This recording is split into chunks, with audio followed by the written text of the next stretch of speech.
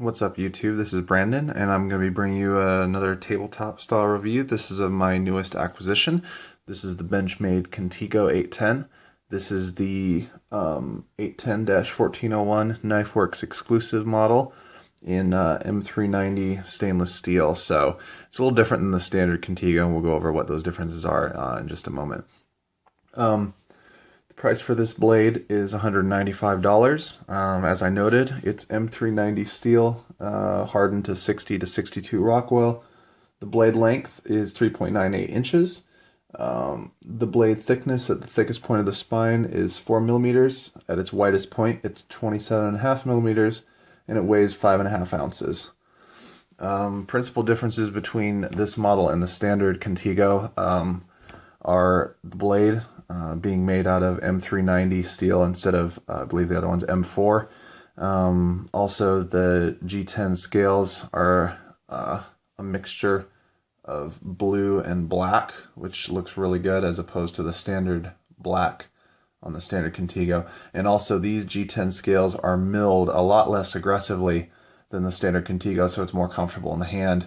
And the last difference being that this one does not have a carbide glass breaker like the standard Contego does. Okay, we'll kind of go stem to stern and work back from there. Oh, but before we do that, one complaint I had, I got this knife, the blade was not completely centered.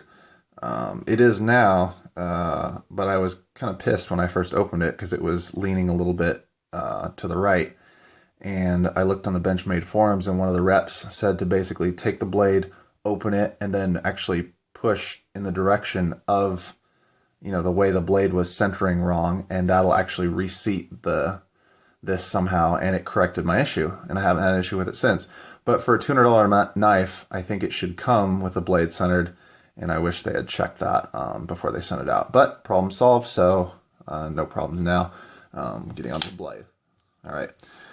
So this is a reverse Tanto style blade. It's made of M390 with a really nice, cool looking finish. It's not a mirror finish, it's kind of a rough satin look. As you can see, it has about 4 millimeter here at the base of the spine, and then it has a nice cutout, and then it goes into a swedge point as far as the cross section is concerned. On this side, we have the Benchmade logo, and if we flip it over, on the other side, this is an Osborne design knife, like I believe it was the 940. It's not focusing. Let me put it down, see if it'll focus. There we go. And it has the little M390 logo there. Okay. Moving on down, we have the axis lock, which at this point is my favorite locking mechanism, and I've pretty much started searching for knives that have either the axis lock or a similar like axial pin lock. Like the Spyderco bearing lock is another one I like. So I've kind of started to stray towards those. The blade did not come very sharp, which is pretty standard for Benchmade knives. I resharpen all my knives, so that's not an issue. This I'd say is probably a 6 of 10 on the sharpness scale. Moving on down, we have the super sexy blue and black G10. Looks really good in my opinion. I got a pretty good mixture of blue and black, but it's random what you get. You could get mostly black, mostly blue, or a good mixture, so I was lucky there. The G10's held on by 3 Torx screws, as well as the pivot screw up here. Moving to their side, we have the nice new style pocket clip, or at least it's new to me. I haven't owned a Benchmade with this. My other Benchmades have the old style clip. I like this new one. It's a little looser, a little deeper carry, and it's silver. I think it looks good, particularly on the satin blade finish.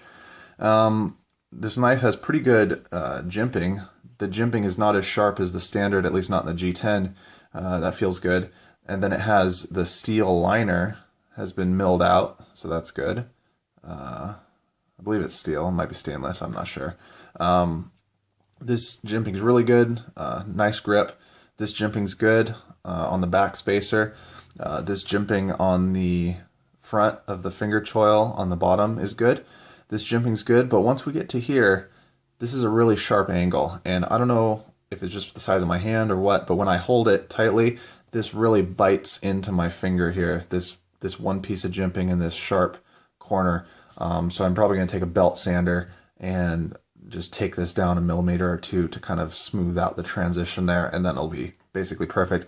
Has a little more jimping in the back, and yeah, it's pretty good. Has ambidextrous pocket carry option, but it's only tip up carry, which is the case with I think all axis lock knives. Knife feels really good in the hand. It's really well balanced. It's quick. Switch grip. Actually, reverse grip is actually more comfortable than forward grip in relation to this sharp point here. So once I grind that down, this knife will basically be perfect.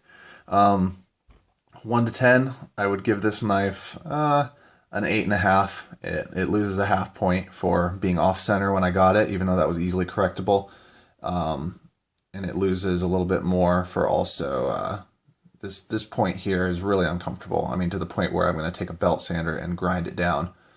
And it loses a half point for the centering issue, a half point for this issue, and then also a half point, pretty standard for Benchmade. The sharp, it's not sharp at all. From the factory, I mean, it should come sharp for a $200 knife. But all those issues I can correct myself and will have no problem doing because I love the design of this knife. And I think as far as value is concerned, you're getting a pretty good value. I think the standard Contego, if you buy it new, is $170 or $180. So for an extra $20, you can get this limited edition one.